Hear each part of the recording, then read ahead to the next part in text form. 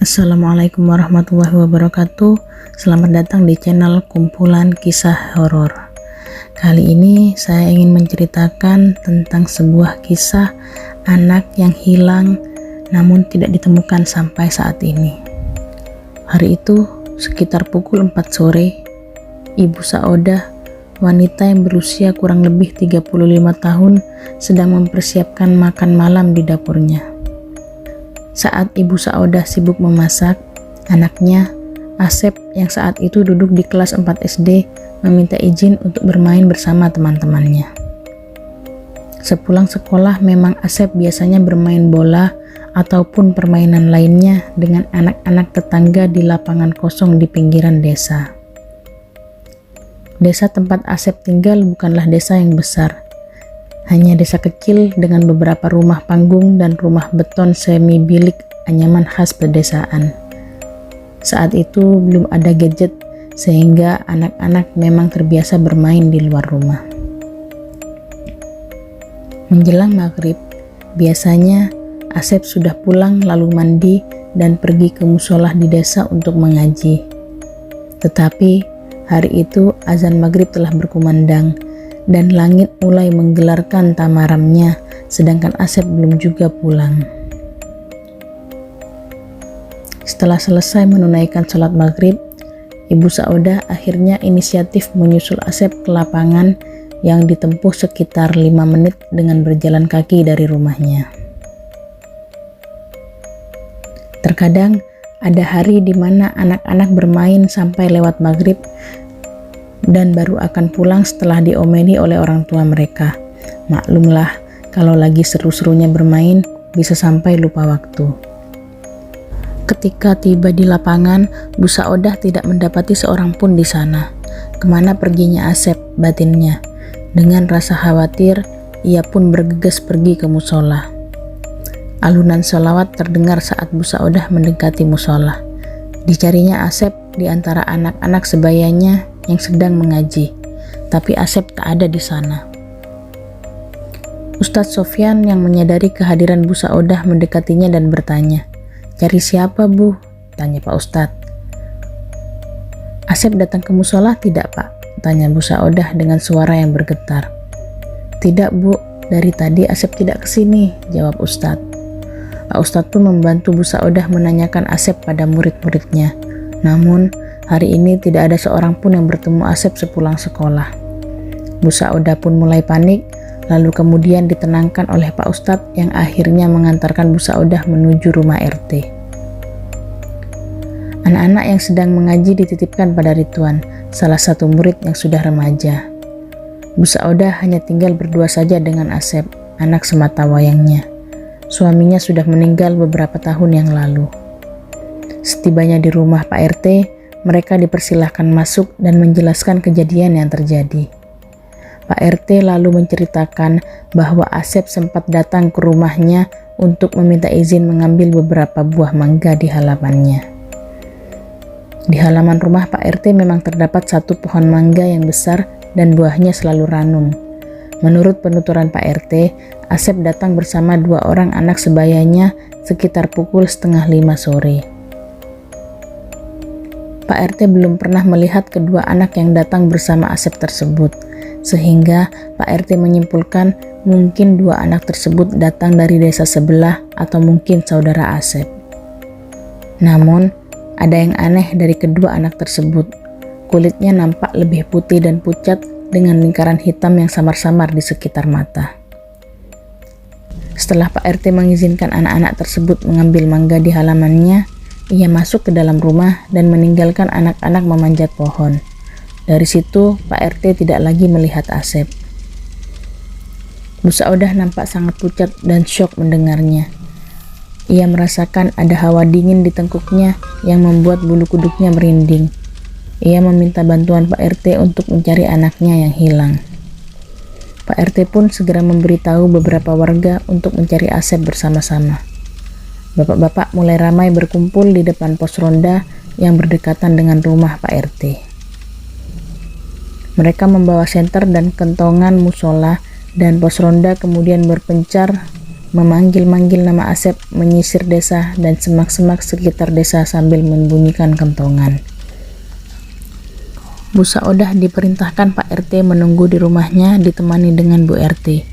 Malam semakin larut, Bu Saodah bertambah kalut. Tangannya begitu dingin, sesekali ia mengusap air matanya yang mengalir begitu saja. Ia tak henti-hentinya berdoa pada Yang Maha Kuasa agar anaknya bisa kembali dengan selamat.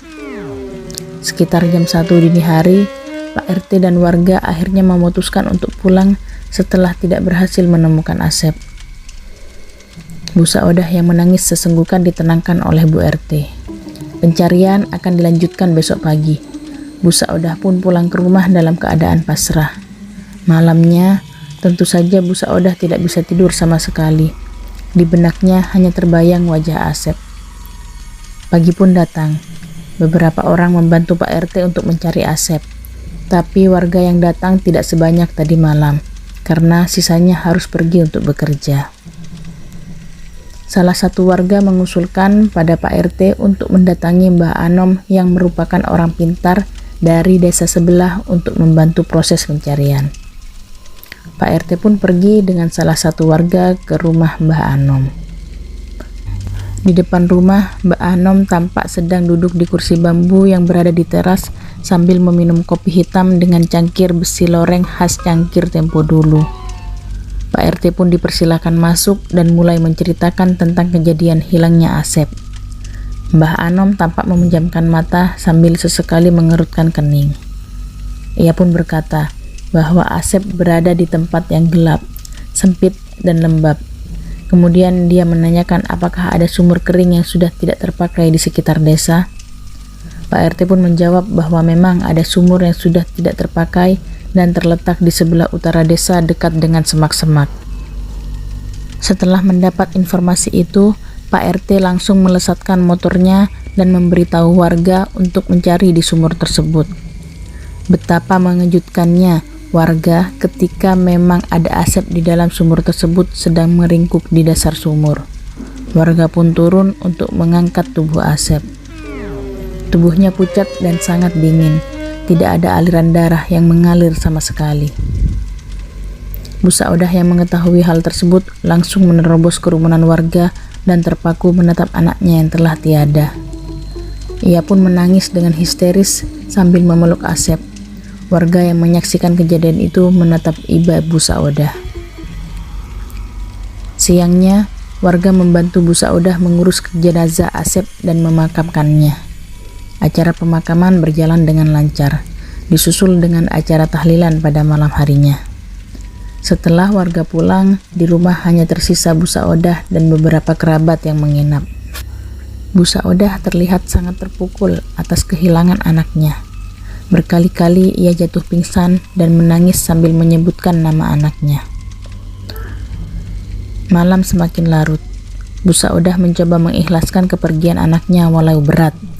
Ia pun berusaha untuk tidur setelah malam sebelumnya begadang dan kelelahan. Tak butuh waktu lama untuk Bu Saodah tertidur pulas. Dalam mimpinya, ia didatangi oleh anaknya yang datang menghampiri dengan baju kaos dan celana persis seperti yang terakhir dikenakannya. Asep berkata, "Ibu, aku takut," dengan suara yang gemetar ketakutan. Di mimpinya, Bu Saodah tak bisa berkata apa-apa. Ia hanya menyaksikan Asep saja, tanpa bisa memeluknya yang sedang ketakutan. "Ibu, aku di sini. Yang dikubur itu bukan aku, Bu. Tolong," lanjutnya. Bu Saodah lalu tercekat, terbangun dari tidurnya dengan peluh yang membasahi seluruh tubuhnya. Jantungnya berdegup sangat kencang, tangisnya berderai lagi. Ia beristighfar berkali-kali mengingat kejadian yang baru dimimpikannya. Diliriknya jam di dinding kamarnya. Jam sudah menunjukkan waktu subuh. Ia sudah menenangkan diri sejenak dan pergi mengambil air wudhu. Paginya, Bu Saodah menceritakan mimpinya semalam. Kerabat yang mendengarkan Bu Saodah menyuruhnya untuk bersabar. Bu Saodah pun berpikir mungkin dirinya masih terpukul sehingga bermimpi didatangi oleh anaknya. Hari kedua dan ketiga masih dengan mimpi yang sama. Anaknya berkali-kali mendatanginya di dalam mimpi dengan ekspresi ketakutan dan berkata, "Bu, yang dikubur itu bukan aku." Merasa mimpinya merupakan suatu firasat, Bu Saudah menyampaikan pada Pak RT dan memintanya untuk membantu menggali kembali makam anaknya. Alih-alih membantu Bu Saudah untuk menggali makam anaknya, Pak RT lebih memilih untuk meyakinkan Bu Saudah kalau mimpi yang berulang itu dikarenakan Bu Saudah belum bisa mengikhlaskan kepergian anaknya. Hari keempat, kelima, keenam, berkali-kali Bu Saudah memimpikan hal yang sama dan mendesak Pak RT untuk membantunya. Berkali-kali pula Pak RT menolaknya dan meyakinkan bahwa itu hanya mimpi.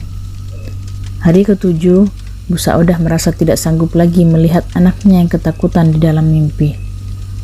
Mimpi yang sama 7 hari terakhir ini hampir membuatnya menjadi gila. Tanpa lelah, ia pun kembali meminta bantuan pada Pak RT.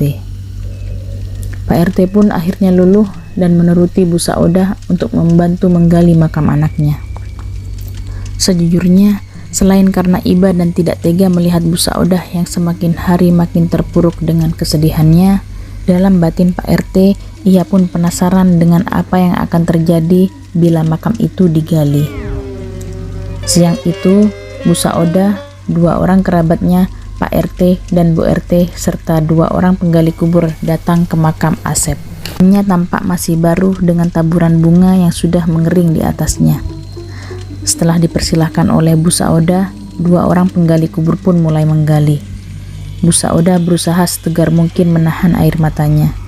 Dalam hatinya, ia tidak menyangka bahwa makam anaknya akan digali kembali.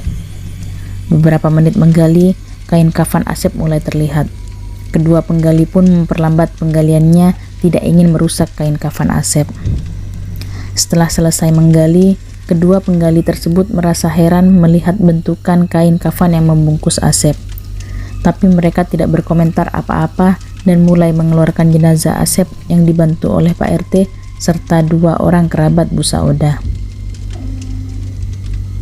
Jenazah diletakkan di samping lubang kubur yang terbuka.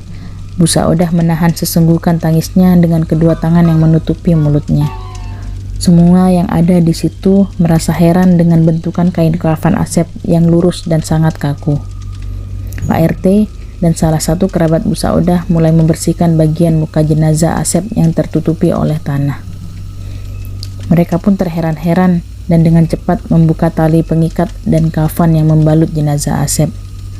Betapa terkejutnya semua orang yang berada di sana melihat apa yang ada di dalam kain kafan bukan jenazah Asep, melainkan batang pohon pisang yang dipotong setinggi tubuh Asep.